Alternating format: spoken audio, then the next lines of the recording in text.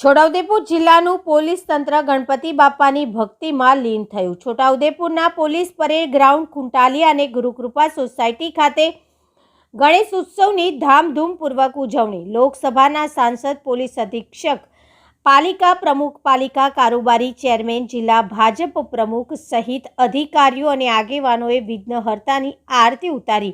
છોટાઉદેપુર જિલ્લાનું પોલીસ તંત્ર ગણપતિ બાપાની ભક્તિમાં લીન થયું।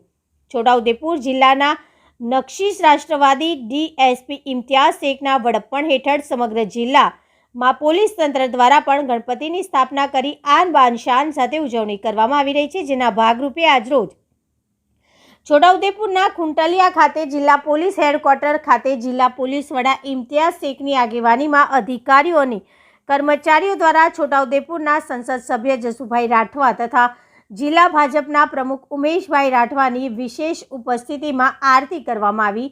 જિલ્લા પોલીસ વડા, સાંસદ, જિલ્લા ભાજપ પ્રમુખ, નગરપાલિકાના કોર્પોરેટર સહિત આગેવાનોએ ગુરુકૃપા સોસાયટીના ગણપતિમાં પણ આરતીનો લાવો લીધો હતો।